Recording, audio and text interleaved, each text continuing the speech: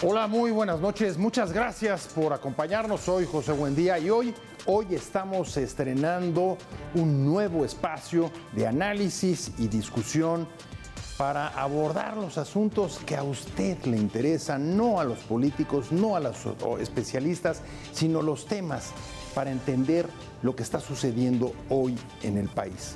Un placer de verdad podernos ver todos los martes y jueves a partir de hoy a las 10:30 de la noche, porque creemos que el compromiso con el profesionalismo y la ética periodística es el mejor antídoto para combatir la desinformación, la mentira, los fake news y la propaganda que, como una epidemia, se han esparcido por redes y medios. Muchas gracias y arrancamos con nuestro programa.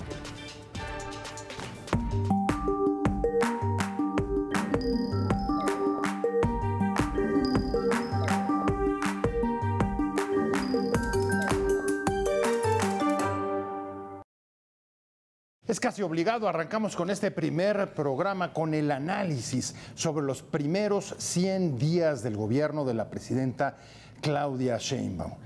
Ella llega a esta fecha con una bastante alta nivel de aprobación ciudadana. A pesar de las críticas que ha habido sobre la influencia del expresidente en su gobierno o las dudas sobre la consolidación de su liderazgo. Sin embargo, en estos 100 días ha impulsado un cambio vertiginoso, pues más de 20 reformas, muchas de ellas constitucionales, que sin duda van a cambiar el rostro de las instituciones de este país en los próximos años, junto con otra batería que ya preparan para mandarla y meterla en cuanto inicie el próximo periodo de sesiones del Congreso. La pregunta que ha planeado a lo largo de estos últimos 3 meses, viendo todas las reformas y las iniciativas que ha puesto sobre la mesa, es hasta dónde y cuánto de continuidad en el proyecto de su gobierno y hasta dónde el cambio que representa. Ella, recordaremos, desde un principio definió su propio proyecto como una combinación de cambio y continuidad. Pero vamos a analizar aquí con nuestros invitados cuánto es de continuidad y cuánto es de cambio de todo este proceso de reformas, de cambios dentro de lo que ella llama el segundo piso de la cuarta transformación. Muchas gracias, Alfonso. Mucho éxito, mucha suerte. Un placer que estés con nosotros, de verdad. Al contrario, muchas gracias. Damián Cepeda. Muchas gracias. Qué gusto, de veras. Arrancamos este tema. Si alguien lo trae conocido al dedillo, eres tú, desde la perspectiva de Morena. ¿Dónde verías, Alfonso, las principales elementos de continuidad en el proyecto de la presidenta y dónde están los cambios? ¿O es una continuidad con cambio o cuál es el cambio en la continuidad? No es juego de palabras, es tratar de entender. Pues es un segundo piso de las transformaciones. No se trata de que estemos hablando de un cuarto de arriba, sino que es un cambio estructural que lo hemos sintetizado bajo la denominación de segundo piso. Ante todo, queremos que el segundo piso implique piso parejo. Nuestra prioridad inmediata es erradicar la pobreza extrema. Seguimos teniendo cerca de 7, 8 millones de niños, de adultos mayores, de personas en una situación de pobreza extrema. Queremos erradicarla para el 2030. Afortunadamente 2018, 2024 logramos que casi 8 millones de mexicanos y de mexicanas salieran de la pobreza moderada. Nuestro propósito es garantizar que permanezcan con una movilidad social ascendente y sobre todas las cosas lo que estamos buscando es que en este segundo piso se aplique la estrategia de seguridad pública que tuvo muchísimo éxito en el gobierno de la ciudad. Es una estrategia de combate a la impunidad, porque el combate a la impunidad es aquel que viole la ley, aquel que afecte a la sociedad, pues debe ser castigado, y lo primero es proteger la vida de las personas, la tranquilidad en las colonias y en las comunidades, garantizar que los negocios funcionen. Entonces yo creo que los 100 días de la doctora Claudia son de mucho éxito. Cerramos con más de 22 millones de empleos formales, una inflación total y absolutamente controlada que permite la recuperación salarial y aumenta el poder adquisitivo de los ingresos, y además con una reducción de las tasas de interés y con una determinación muy responsable, muy difícil, muy complicada, pero muy responsable, de reducir el déficit para garantizar que nuestra economía tenga mucha confianza de los inversionistas, que la gente sepa que se va a gastar el dinero de sus impuestos con mucha eficacia, con mucha determinación, y creo que los niveles de aceptación de la sociedad dan cuenta de un incremento casi como nunca lo habíamos visto de simpatía social hacia la doctora Claudia. Ni los mejores han tenido este nivel de aceptación, porque la gente la quiere y sabe que está actuando con decisión propia, continuando muchas de las iniciativas y de las propuestas del licenciado López Obrador, porque al final de cuentas la base es un solo proyecto de transformación. Y segundo piso quiere decir que vamos por más. Ese es interesante porque, a ver, segundo piso quiere decir que vamos a profundizar los cambios, porque cuando los cambios se detienen, los cambios y las transformaciones pero se para pierden. unos, antes de ir con Damián, para unos ojos suspicaces, segundo piso también es una forma de diferenciarse, podría ser una forma de diferenciarse, es que el segundo digamos, piso, sin hacer una crítica abierta. El segundo piso porque, no es que... oye, no se ve lo mismo desde el primero que desde el segundo, nada más Pero hasta la vista no cambia. estamos hablando de un cuarto de arriba, sino de un segundo piso que es una transformación estructural de continuar profundizando los cambios iniciados en el 2019. Pues voy contigo, Damián, lo mencionaba hace un momento Alfonso, sí, la aprobación de estos primeros 3 meses Muy es alta. importante, no sé si la podemos tener en pantalla, si nos pueden correr, pero en las distintas encuestas está oscilando entre 77 y 80 en los primeros 3 meses. ¿Qué ves tú de continuidad o qué le ha servido de la continuidad para tener esa aceptación? ¿O cuáles son los cambios que ha ya introducido, si los has visto, para tratar de explicarlo? Te doy mi opinión. Mi primer comentario es que, cuando menos en lo personal, yo deseo que este sea un buen sexenio. Tengo una visión política distinta, sin duda, ¿no?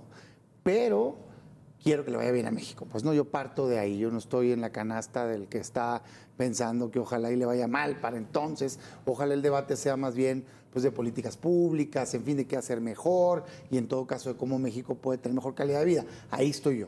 Mi segundo comentario es que 100 días es muy poco para decir que estamos en un nuevo México, casi como algunos lo ponen, y también que es la catástrofe, como otros lo ponen, pues los polos radicales. Pues en 100 días pues son 3 meses y medio, 3 menos, 3 meses, 10 días. Pues ¿cómo vas a cambiar un país en eso? Sí se pueden sentar las bases, se pueden hacer anuncios que en el corto, mediano y largo plazo vayan a tener incidencia, para bien o para mal.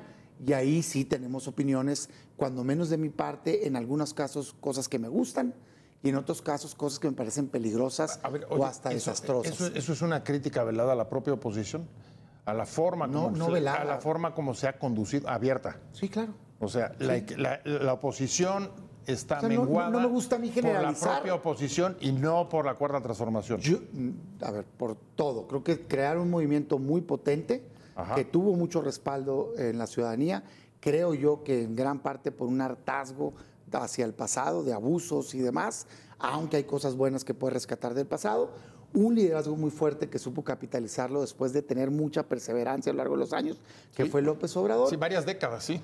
Después un gobierno, en mi opinión, que hizo algunos temas muy bien, marcadamente convertir los programas sociales en derechos sociales, yo estoy de acuerdo con ello. Voté a favor cuando era senador. Creo que es justo la universalización. No creo que los inventaran, o sea, ya existían en México, en efecto en la Ciudad de México los empezó, a nivel nacional los empieza Fox, por ejemplo, el de adultos mayores, becas ya existían, pero hay que reconocer que no eran universales ni eran en esta magnitud, y eso lo hicieron muy bien. Me parece a mí nada más donde yo me separo del postulado de Morena, que aunque no lo dice así, es lo que yo vi en el pasado sexenio, es que pareciera que eso sustituyó otras obligaciones del Estado, marcadamente el garantizar salud, educación, no, seguridad. Entonces yo lo que digo, oye, espérame tantito, está muy bien que haya sacado 5 millones de personas de la pobreza según Coneval, la medición del Banco Mundial pues tiene otros parámetros mucho menores. Incluso algunos más altos, así es.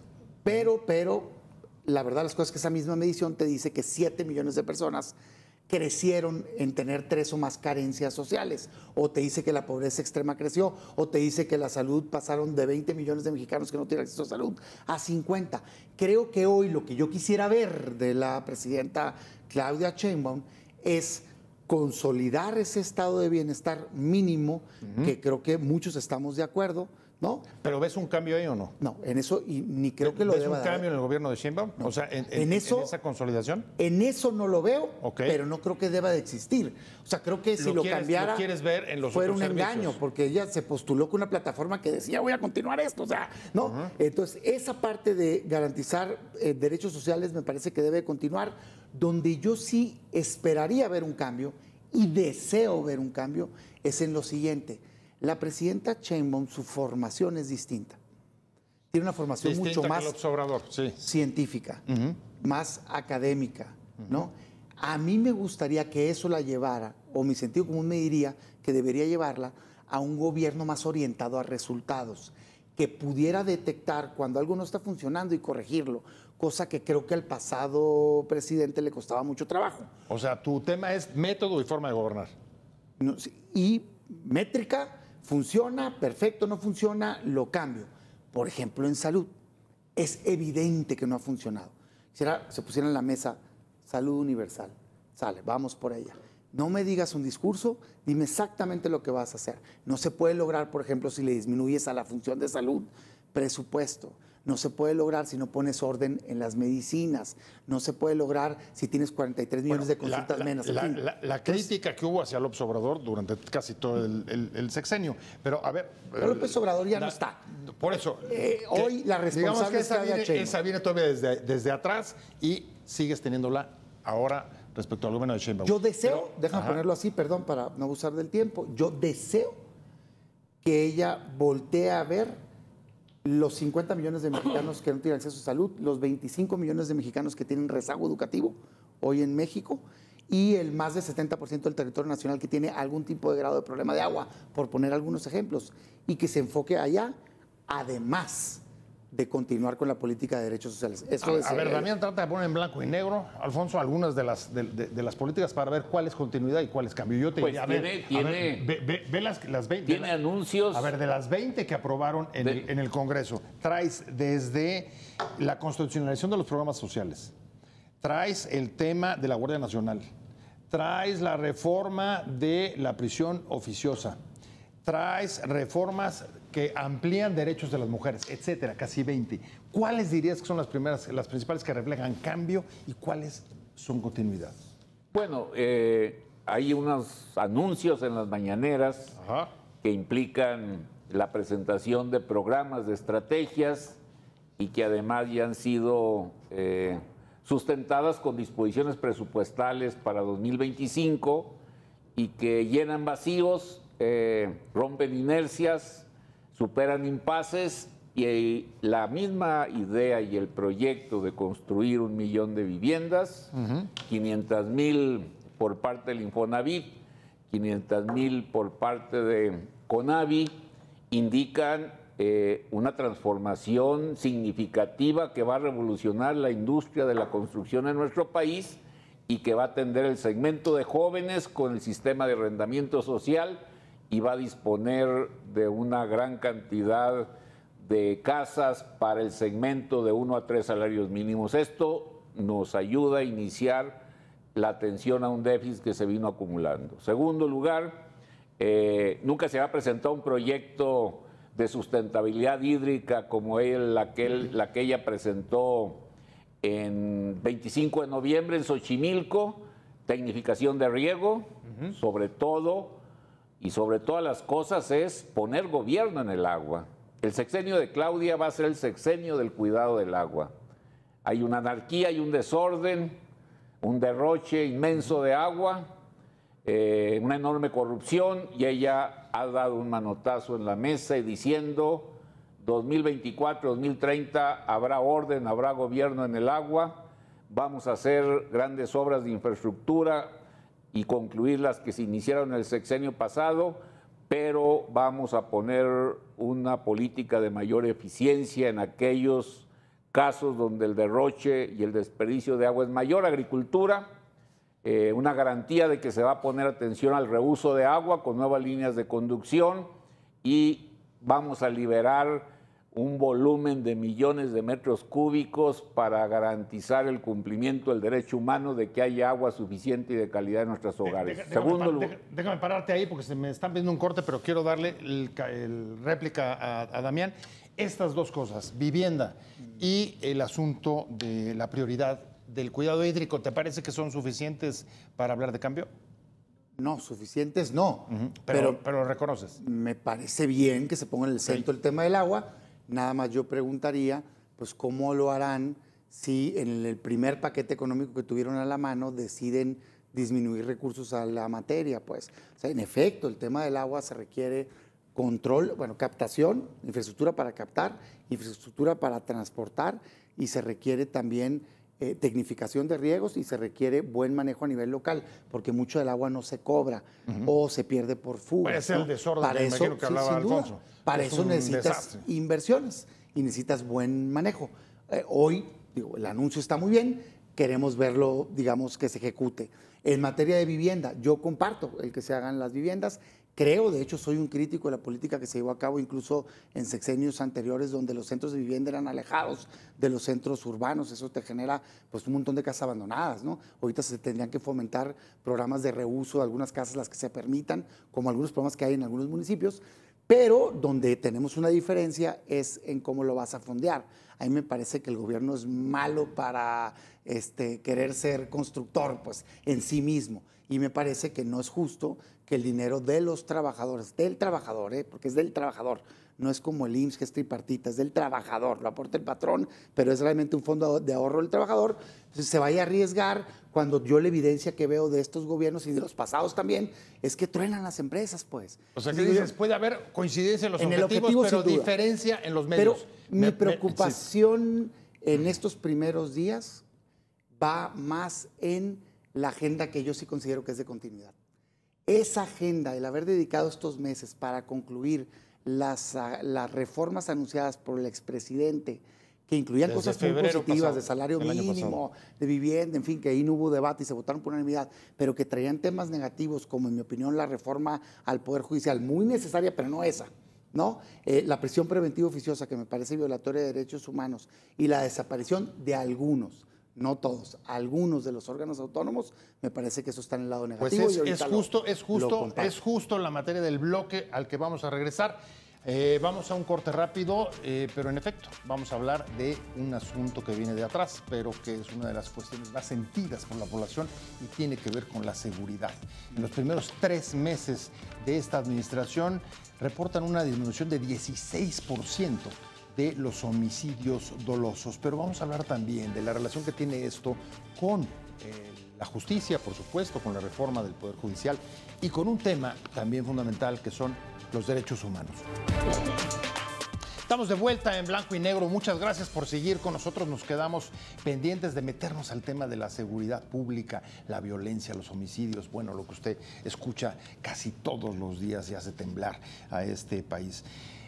Según el gráfico que pasábamos hace un momento, no sé si se pueda repetir, la presidenta dio a conocer en los días anteriores a su informe, su informe de 100 días, una disminución de alrededor del 16%, que no es poco, de los homicidios dolosos en los primeros 3 meses de su gobierno. La seguridad pública ha sido un tema bastante controvertido, porque a pesar de seguir insistiendo en que es el principal asunto de preocupación de la ciudadanía, es quizá donde propios y extraños han reconocido mayores modificaciones a la política o a la estrategia del gobierno de Sheinbaum respecto de su predecesor. ¿Es así, Alfonso?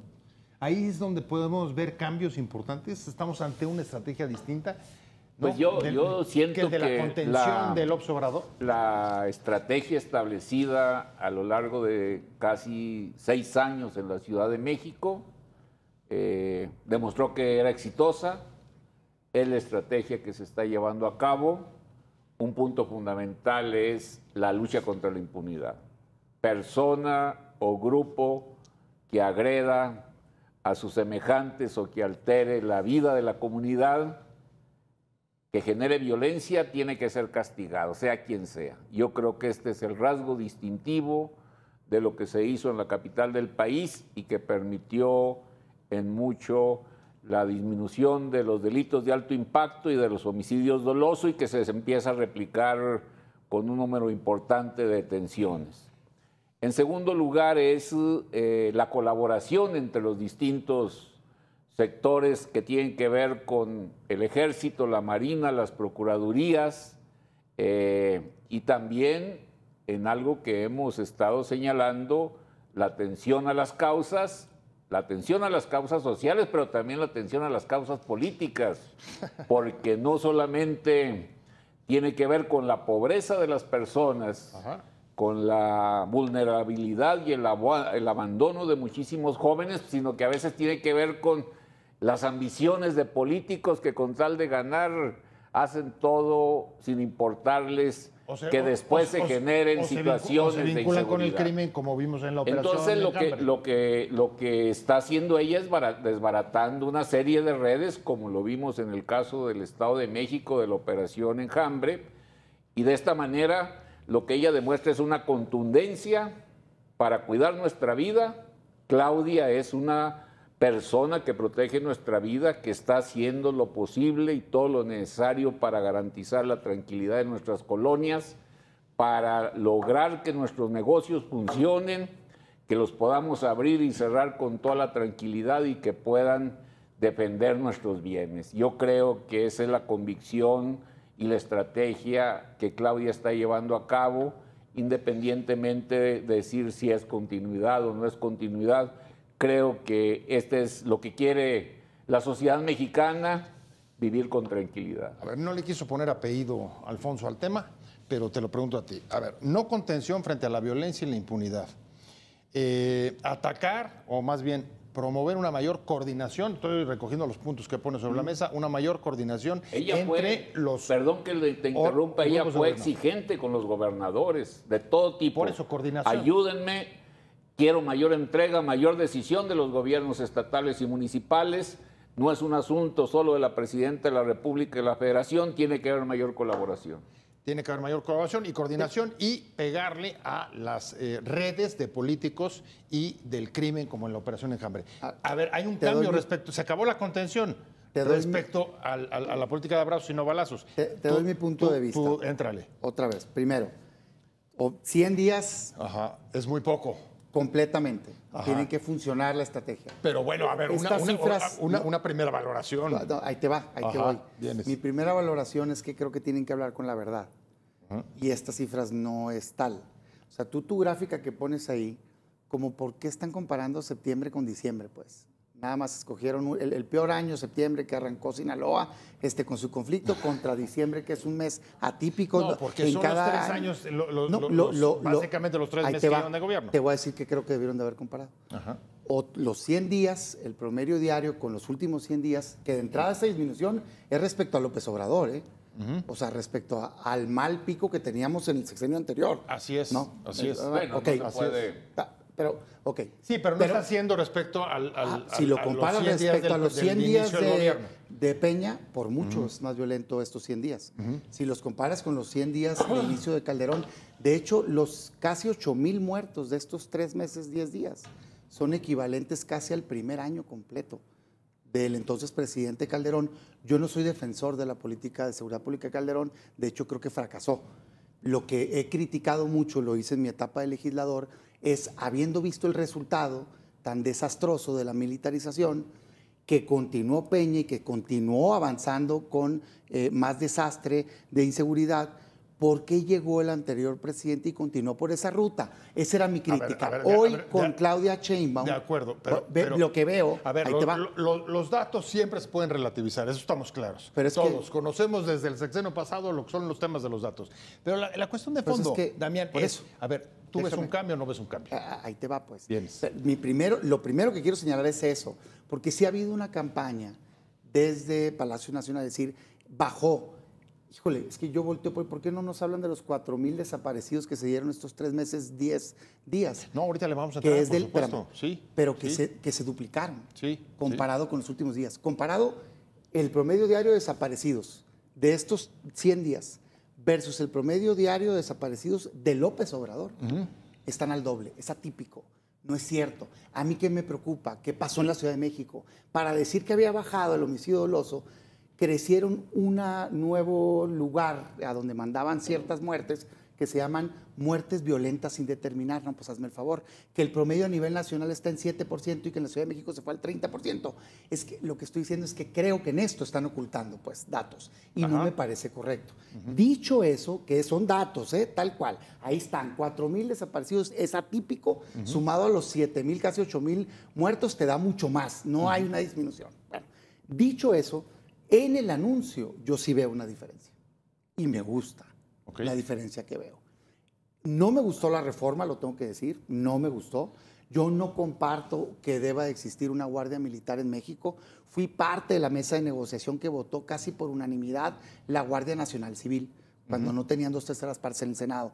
Y tan queremos ayudar que dijimos, va, pero civil. Porque la estrategia de militarización genera... O sea, eso dices al principio del sexenio del observador. Sí. Más casi todos los partidos lo votaron, ojo, Sí. A pesar de las críticas... En la Cámara de Diputados lograron la todos. votación 2/3 partes militar y en el Senado no tenían 2/3 partes. Dijimos no, hicimos la civil.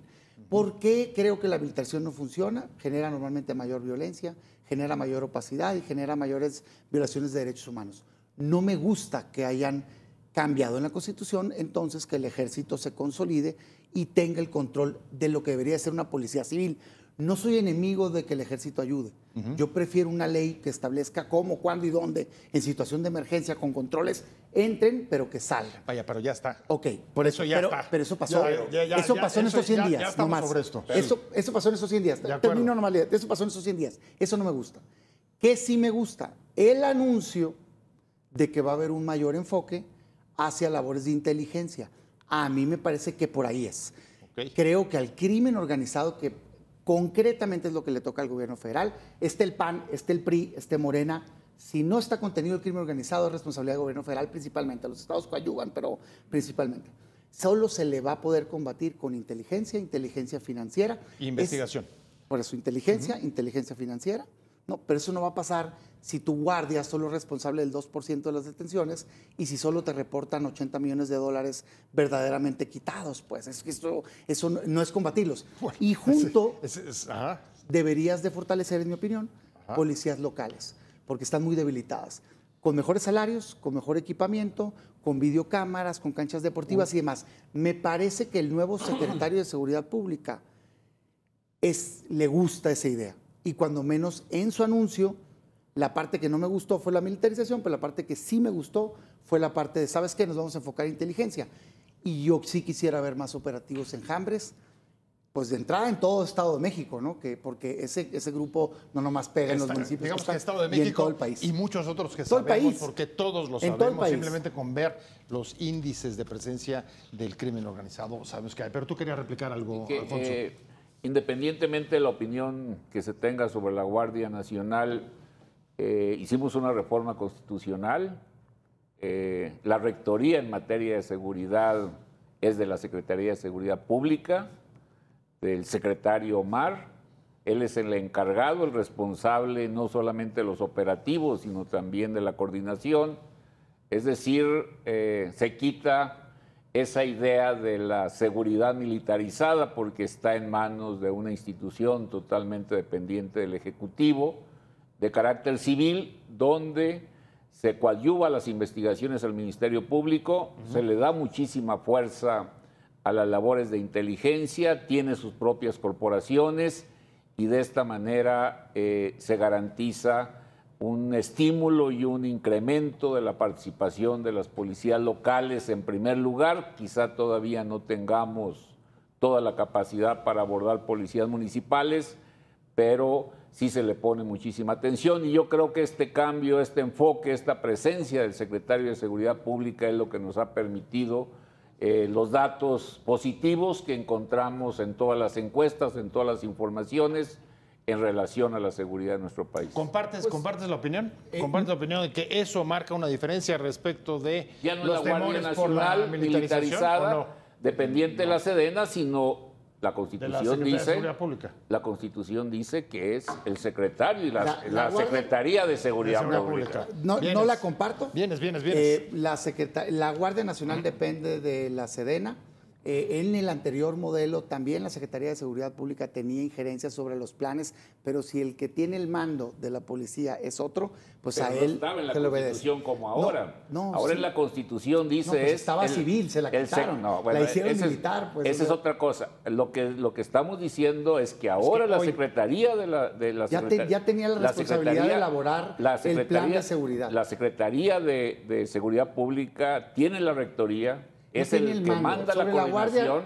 La Guardia Militar tiene un jefe, digamos, directo, más allá de la Presidenta de la República. Sí, pero quien coordina y quien determina la política de seguridad, los planes, la política, la coordinación, los operativos, las labores de inteligencia, la coadyuvancia en la investigación, es la Secretaría de Seguridad. Okay, puede existir el brazo de la Guardia Nacional, pero la rectoría en materia de seguridad es de Omar. Así estaba ya desde antes, nomás que también la Guardia debería de haber sido civil.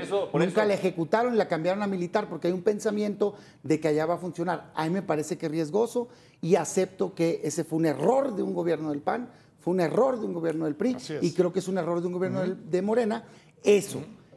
Deseo que funcione y que sí se enfoquen a labores de desarticulación del crimen organizado, que usen la inteligencia financiera para quitarles el poderío y sobre todo que fortalezcan policías estatales y municipales que no lo han hecho al día de hoy ni presupuestalmente ni de ninguna manera. Se les ha visto como el enemigo. Entonces, pero sería injusto de mi parte, y sí quiero enfatizarlo, exigir que en 100 días hicieran eso. No, de acuerdo. Digamos, es hacer un planteamiento, ¿no? Pero, absolutamente. Ahora, hay un tema, me voy a tener que ir a un corte, pero se los pongo sobre la mesa rapidísimo y sus reacciones en blanco y negro. Sí hay un tema y una crítica reiterada de organismos internacionales, Amnistía Internacional, Corte Interamericana de Derechos Humanos, respecto a algunas de las iniciativas, la prisión oficiosa o la misma Guardia Nacional, respecto a ausencia o abandono de una política clara sobre derechos humanos. ¿La comparten?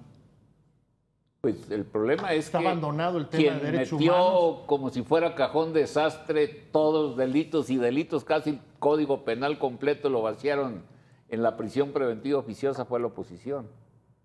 O sea que la oposición, digamos que las medidas, yo estoy en contra abiertamente, la ampliación del catálogo de delitos completamente en contra. Sería lo que explicaría parte de... Nos obligaron a meter robo a casa habitación, asalto en la vía pública, o sea, una cosa... O sea, todo, cualquier caso, nomás. O sea, la oposición nos llevó a esa situación para aprobar... Pero la iniciativa es del presidente, pues. O sea, el presidente abiertamente ha defendido, en su momento, el entonces presidente, y desgraciadamente este presidente, era de los temas que yo esperaba que pudiera ella diferenciarse. También esperaba que se diferenciara en la reforma del Poder Judicial, porque es un sinsentido. Yo soy partidario y autor de varias iniciativas. Claro que el sistema de justicia está colapsado en México. Requiere un cambio radical, pero no ese, porque ese solo va a generar control político. Pues a hoy está Morena, mañana va a estar otro. O sea, que tenga control político sobre el Poder Judicial no es correcto. Y si lo hicieron en el pasado también estaba mal. Si tú estás gobernando ahorita, corrígelo. Prisión preventiva oficiosa significa cárcel sin juicio. Te meten al bote sin que te hayan encontrado culpable. Es la violación de derechos humanos mayor que existe en México y es legal. Desgraciadamente, la han apoyado todos los gobernadores. Gobernadores, yo me deslindo de eso. Y partidos. La postura del PAN fue en contra, pero debo de aceptar que algunos legisladores votaron a favor. En Cámara de Diputados creo que ninguno, pero en el Senado sí, unos cuantos. Yo soy un opositor. Me parece que no es la salida. Es un engaño de las fiscalías, el hecho de que porque no hay prisión preventiva oficiosa, salen los delincuentes. No, si tú tienes prisión preventiva justificada, demuéstrale al juez que es un riesgo para la víctima, que tiene riesgo de fuga, o en fin, o a la sociedad, y lo vas a meter a la cárcel. Y eso tampoco obliga a las fiscalías a hacer bien su chamba. Estamos de regreso en Blanco y Negro. Gracias por seguir con nosotros. Ineludible. Estos 3 meses del gobierno de Sheinbaum han estado bajo la sombra de la larguísima espera que ya se concreta la próxima semana de Trump a la presidencia y la presión que esto puede significar en el terreno comercial, migratorio, cuando además también la presidenta prepara otra batería de reformas para meterlas en el Congreso en febrero en cuanto inicie el periodo de sesiones, con 2 que son especialmente sensibles y polémicas, y es la del Infonavit y la reforma electoral. Qué difícil combinación y qué equilibrio se necesita, Alfonso, la presión de Estados Unidos, todo lo que implica para la agenda política y al mismo tiempo ir por otra batería como esta de reformas a partir de febrero. Yo creo que ella ha tenido una posición muy adecuada, muy correcta en relación a la circunstancia que se deriva del triunfo del presidente Trump. Primero, la certeza y la seguridad de que nuestros migrantes serán cuidados, serán protegidos, serán defendidos. Creo que ahí la insistencia de ella ha sido mayor, y junto con ello es la disposición completa para colaborar, para elevar los niveles de cooperación. El anuncio del Colaboración, no subordinación. El anuncio del Plan México implica la idea de fortalecimiento de la región de América del Norte, no solamente teniendo como base una política comercial, sino una política industrial común, con contenido de carácter regional y nacional, con valor agregado de la región para darle una mayor proyección, no solamente en el continente, sino hacerlo como región un papel mucho más decisivo a nivel internacional. Creo que el evento del Zócalo y la reunión del día de ayer anunciando el Plan México, su carácter proactivo para garantizar la relocalización de empresas y de inversiones en distintos estados de la República, nos indica una determinación muy clara de la doctora Claudia por elevar los niveles de cooperación. Yo creo que eso es fundamental, y también una posición digna de reconocer el alto consumo de drogas en los Estados Unidos, la necesidad de combatirlas de manera conjunta, la idea de parar el tráfico de armas y sobre todo un acuerdo en materia de seguridad binacional que urge muchísimo, pero con un componente más integral. Entonces me parece a mí que la posición de la doctora es muy madura, muy sensata, muy digna, muy soberana, de exigir respeto, pero colaboración y acuerdos y cooperación es la base de esta relación. A ver, músculo social el domingo y manifestación sobre su liderazgo. Cohesión de buena parte de los empresarios, lo vimos ayer en lo del Plan México, alrededor del gobierno de Sheinbaum. Promesas de 277 mil millones en inversiones. Y la pregunta es, junto con las otras cosas que señalaba Alfonso, ¿es suficiente, digamos, para contener la incertidumbre, al menos de lo que puede venir del golpe que puede venir de Trump una vez que sea dictador por un día? Porque él lo dijo, Él dijo, el primer día de mi gobierno voy a ser dictador. A mí me parece que el reto con Trump y Estados Unidos es el principal reto del 2025. Yo creo que el gobierno, en este caso está gobernando la doctora Claudia Sheinbaum, tiene que ser muy profesional, tiene que elevar el nivel para poder atender esta amenaza que tiene. Es una amenaza real. En efecto, muchas veces la discursiva del gobierno de México es que la ciudadanía votó por mí para que hiciera esto. Él dice lo mismo, porque también la ciudadanía de Estados Unidos votó por él y les dijo abiertamente que iba a hacer eso. Entonces, es un paralelismo ahí, ¿no? Luego dicen, es que tengo la mayoría en las cámaras para hacer esto, porque me la dio el pueblo. Pues él dice lo mismo, tengo mayoría en las cámaras para hacer esto porque me las dio el pueblo. Nada más que es una relación asimétrica, porque para nosotros lo que representa en términos comerciales es enorme y para ellos no tanto. Aunque somos el principal socio comercial, Estados Unidos no depende tanto de su comercio exterior como México. México, más del 60% de nuestra economía depende del comercio exterior y exportaciones es 40%, 80% van a Estados Unidos, 30% de Producto Interno Bruto viene de ahí. Ok, entonces te representa empleos, te representa muchas cuestiones.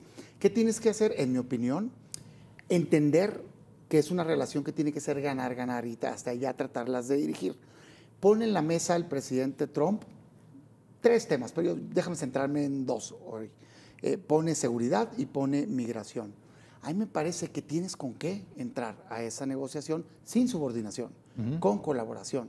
En migración de entrada bajaron las detenciones. Ese es un dato de ellos. Parecería que hace falta más bien una campaña de relaciones públicas de México en Estados Unidos con actores claves. Para difundir los datos. Sí, pero el tema entonces se reduce, o principalmente es seguridad. Y ahí sí yo difiero de cómo han respondido. En ocasiones pareciera que un sector de Morena es como defensor de las células del crimen organizado. Yo digo, oye, pues atácalas, caray. Están generando violencia. Yo quisiera ver a mi gobierno combatiéndolos por interés de los mexicanos, no porque te lo pidan los gringos. O sea, entonces, si el principal socio comercial resulta ser que su principal interés es un tema que también es mi principal interés, yo digo, perfecto. ¿Por qué no aprovecho la oportunidad y la potencia? Porque resulta ser que el crimen organizado no opera solo en México, opera también en Estados Unidos. ¿Por qué no hacer una agencia binacional que combate en conjunto con inteligencia y demás, sin subordinación? Yo no estoy a favor de que vengan, invadan, ni ellos quieren invadir. A ver, perdón que te interrumpa, pero este punto me parece muy importante. Así como tú has señalado que para algunos pareciera que están defendiendo que no ataquen a los narcos, del otro lado también hemos visto declaraciones de la oposición diciendo como son terroristas que vengan y que invadan y que vengan a bombardear. Yo no estoy de acuerdo. O sea, y la pregunta es... Entonces lo más importante pues es encontrar un punto de acuerdo porque... ¿Tenemos unidad para esto? Yo creo que sí tenemos ¿Hay unidad en el país yo creo contra que Trump, si abordamos... ¿o no? Yo creo que sí, el acto del domingo es un gran acto de unidad y de respaldo nacional. El acto del día lunes es un acto de decir queremos integrar una región común con nuevas instituciones, nuevos acuerdos, mayores niveles de cooperación, es decir, y me parece a mí que estas acciones, estos ejemplos, estos datos nos indican que estamos en lo correcto y que debemos hacer mucho más, viendo 3 cosas. 1, tráfico de armas. Este es un problema. El otro es el alto consumo de drogas en los Estados Unidos y el combate abierto y concreto a todos los criminales, estén en Estados Unidos o estén aquí. Es muy interesante, vas tú y nada más te agrego. ¿El factor Trump cohesionó y desapareció la polarización? No, a ver, yo no creo que exista ese ambiente tanto de unidad. Los empresarios en un evento siempre están, pues, ¿no? Estaban en el gobierno anterior, estaban hace 2, estaban hace 3, pues están ellos defendiendo o impulsando buenas condiciones. Y qué bueno, pues es el gobierno de todos los mexicanos. Me parece perfecto. No me gustó los mensajes de hay que aislar a quien piensa distinto, no me gustó. A mí yo no creo en eso, pues, ¿no? Los partidos políticos pueden tener contiendas electorales. Cuando eres gobierno, debes de tratar de sumar. También me hago cargo que hay otras voces, yo trato de no serla, pero hay otras voces en la oposición que presentan argumentos radicales y hay que hacernos a los lados los radicalismos. Bueno, me regreso al tema de Estados Unidos. ¿Qué es lo que veo nada más yo y qué digo? A mí, sinceramente, no me puede preocupar menos, al contrario, me alegra que pueda haber un trabajo en conjunto para combatir a un crimen organizado que generó 200,000 asesinatos en mi país el sexenio anterior. ¿Por qué? Porque nos necesitamos para combatirlos. Conjunto, dices. En Okay. México... Pero colaboración es distinto eso, a declararte que son terroristas es que, y abrir la puerta a una intervención o una injerencia. A ver, nadie está hablando, yo no soy simpatizante de una injerencia o una invasión, pero hay actos que han cometido que sí son terroristas, actos. Porque la definición del Código Penal es llevar a cabo un acto indiscriminado contra un ciudadano para generar terror, buscando que el gobierno haga o deje de hacer algo. Cuando cuelgan cuerpos para que suelten a alguien es eso. Entonces, yo lo que digo... En todo caso, ¿cómo ves eso? Tendrían que juzgarlos aquí por Aquí tienes que abordarlo de manera integral. Por eso, nomás, o sea, tienes un problema... Esta idea, pero aquí o se produce o se importa y se maquila y se vende. Y aquí generan muertos. Allá... Llega, pues no es como que se vende sola, ¿verdad? No le salen patitas a las drogas. Tienen una logística, se consume. ¿Nos necesitamos ambos para combatirlo? Yo creo que sí. Lo que quiero decir es que yo lo veo como una oportunidad. Me parece una oportunidad de oro para la presidenta, para pacificar al país. Me estoy yendo, ¿coincides? Sí, Subordinar. La decisión es integral. Yo creo que el tráfico de armas tiene que ser un acuerdo para detenerlo. Parte de ese acuerdo. Un combate conjunto también al consumo tan... Si no hay demanda, pues no hay oferta. No hay oferta. Sí. Y la demanda de los estadounidenses es despiadada y cada día piden más y piden más, una situación realmente que debemos de colaborar para que disminuya y combatir la violencia. Se me fue el la tiempo, violencia. perdón. Se me fue el tiempo entre rapidísimo. políticos Alfonso y crimen organizado de Ramírez cualquier Cuellar. partido, ¿eh? Muchas Que se vayan gracias. a voto. Muchas Alfonso gracias. Ramírez Cuellar, Damián Cepeda, gracias a los dos. Y nos vemos próximamente, pero sobre todo muchas gracias a usted por haber estado con nosotros. Lo esperamos todos los martes y jueves 10:30 acá en Blanco y Negro. Soy José Buendía y le agradezco mucho. Un gusto haber estado con usted.